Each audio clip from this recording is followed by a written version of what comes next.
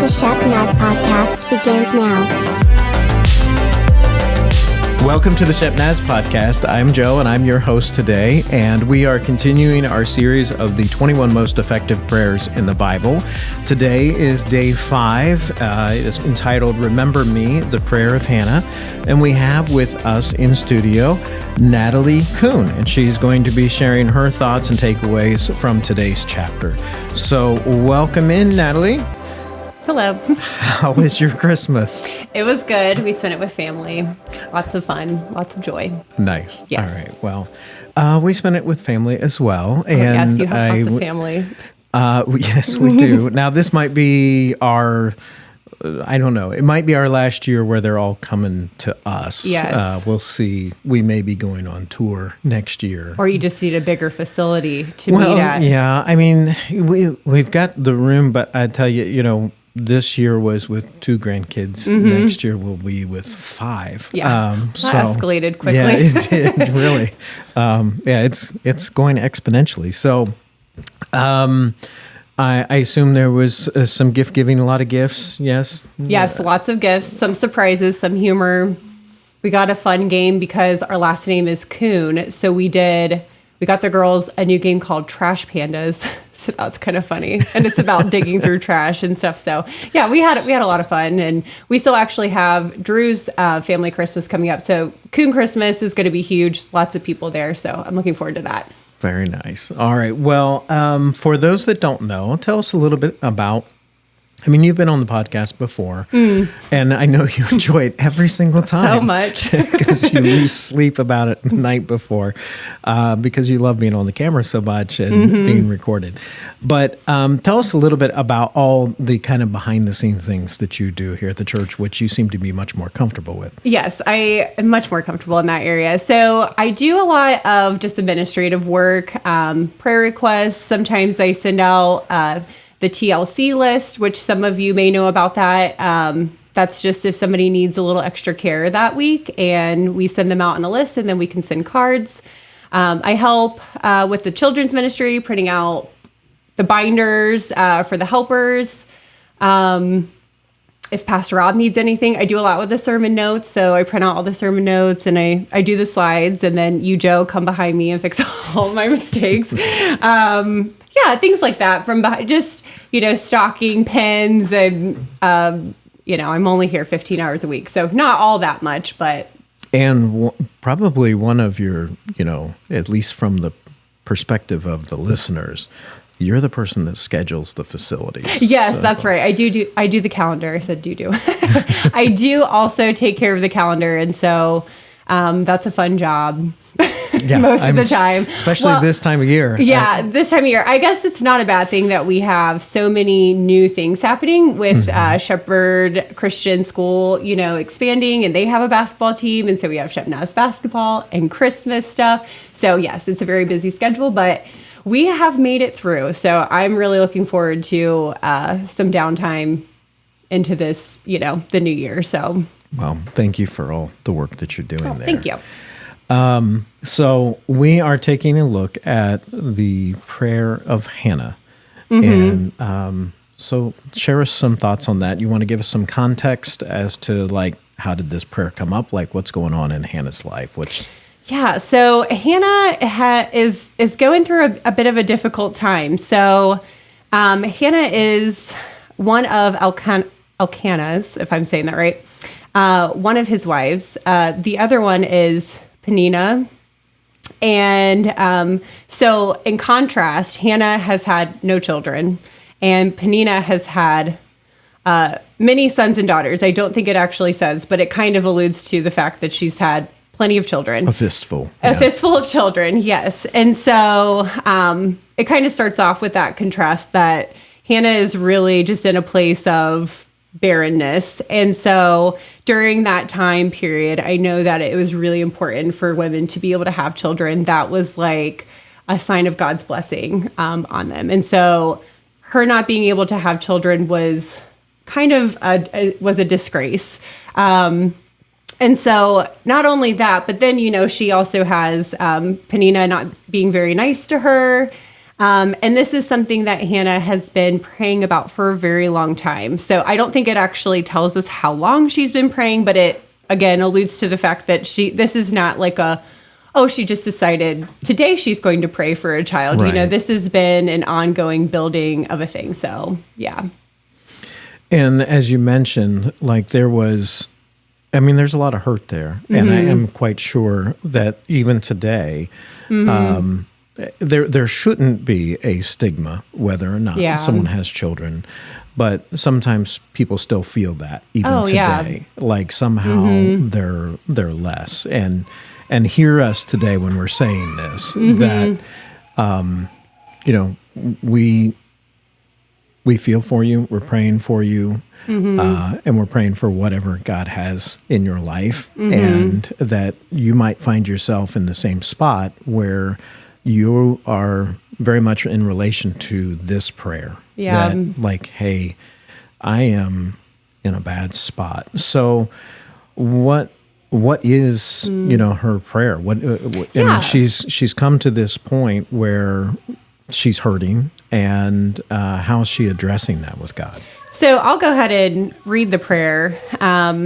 I think it just starts off really powerfully. It says that this is 1 Samuel chapter 1, and this is verses 10 through 11. But it says, in bitterness of soul, Hannah wept much and prayed to the Lord. So just right off the bat, we can feel the heaviness in Hannah's heart. It says, and she made a vow saying, O Lord Almighty, if you will only look upon your servant's misery and remember me and not forget your servant, but give her a son, then I will give him to the Lord for all the days of his life, and no razor will ever be used on his head. So that's the prayer that's quoted within the devotional. I think it really speaks to Hannah gets to this point of just complete desperation, and we see such an intimacy in her prayer. Look, it says, if you will only look upon your servant's misery and remember me. So I know that's the title of the devotional, but that it stands out.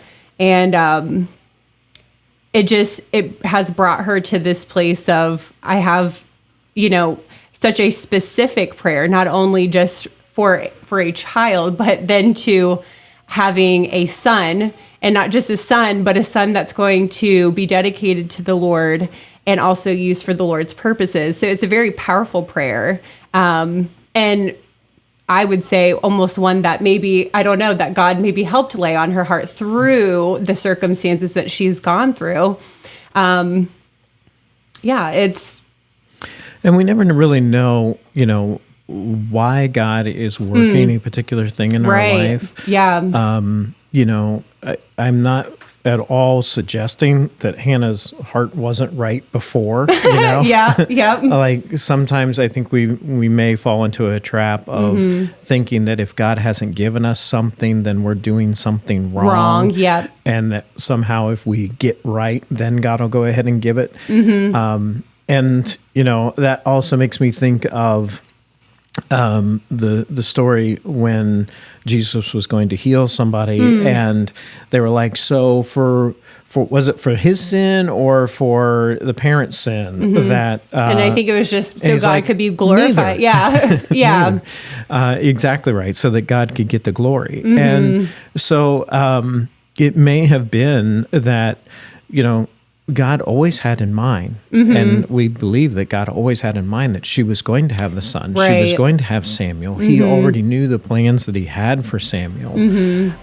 But he was also preparing her heart for the son that she wanted so much to get her to the point where it's like, you're going to have the son, but I also need you to be prepared to give him up. Yeah, that's a really great point. It's almost like, he used those really unfortunate circumstances for his glory. I mean, it really it ends up glorifying him in the end. If you serve in any area at Shepherd, or if you're interested in getting plugged in as a volunteer, you are invited to a time of team building and fun. On January 7th at 4:30 p.m., we are hosting a one-team rally at the Gahanna campus. This will be a time for our various teams to join together, fellowship, and hear what's coming down the pike at Shepherd. That's this coming Sunday afternoon at 4:30 p.m. Well, I was thinking about when we go back to the words, remember me. Okay. And I was thinking about how when people are in pain, Okay. what seems to make the pain worse is when you feel alone in that pain. Mm-hmm. And that really was kind of what I was hearing in her heart. Yeah. Of how lonely she must have felt when Peninnah was, kind of gloating over her, like, I've got all these kids, you don't have any, and just kind of really putting it in her face. And there's no one there to come alongside and say, Hannah, it's okay. Right. And so just that cry in that isolated pain to say, remember me, to know that I'm not alone. Yeah. And so definitely for, those of you that are listening, I know that there's people that are in pain, and oftentimes they're suffering on their own. They're suffering isolated. Or they feel that they have been forgotten by God because their prayers haven't been answered, or it has been a long time coming. And so I do think that this is a really good example that sometimes God doesn't answer our prayers right away, but we aren't forgotten and we are remembered. And I think Hannah is almost reminding herself of that as she's praying it, remember me. And God has not forgotten her. That's the thing, is that he had never forgotten her throughout this entire, I don't even know what the actual length of time it is from when this started, where it became a desire for her to have children, all the way to that prayer being answered. But it's a long time, but God is with her through it all. So do you have any closing thoughts or application that you would like for us to go to, or anything else that you wanted to hit from this passage? I think it's a beautiful thing that this prayer that has just produced such a desperation and intimacy with her, between her and God, and that she is remembered, she is thought of, and that God gets the glory through it all. And it's just encouraging to think that if you are in a season where your prayers you don't feel that your prayers have been heard or that they have been answered, that there's hope in that. However, whatever that looks like, for that individual person, I don't know. But I hope it's an encouraging word. And I think you're right. We encourage people to persevere. I'll share a quick story as we close. My mom was the only Christian in her family for years and years and years. And she really had a burden to see her sister come to Christ. And my mom is a very faithful prayer. And she set a great example for not only me, but also for my kids. She prayed for 26 years. Wow. And I'm quite sure that was a daily prayer for 26 years. And saw my sister come to Christ. Wow. That's amazing. And it really was. But it was in the midst of tragedy. My sister died. And so it was the rest of the family seeing how my mom was dealing with this that softened their heart to say, I need to know how this works for you. And so much like Hannah, there was prayer through pain, and then eventually it was for God's glory. Right. And so I can definitely relate to that in seeing that how that's played out in even my mom's own life. But an encouragement to the rest of you today, because we definitely want to help you, as our mission statement is, to take your next steps towards Jesus. And part of that is encouraging you that you are not alone, that God is there with you. And he remembers you. He remembers what your pain is and that he wants to help you through it. So we're going to end there for today. We hope that you will continue on as we look through the 21 most effective prayers in the Bible. You can find out everything that's going on at the church at shepnaz.org. Also, you can follow us on Facebook, Instagram, and YouTube. For Natalie, I'm Joe. Have a great day. This podcast is a production of the Shepherd Church of the Nazarene, Gahanna, Ohio. Email to podcast@shepnaz.org and let us know what you think.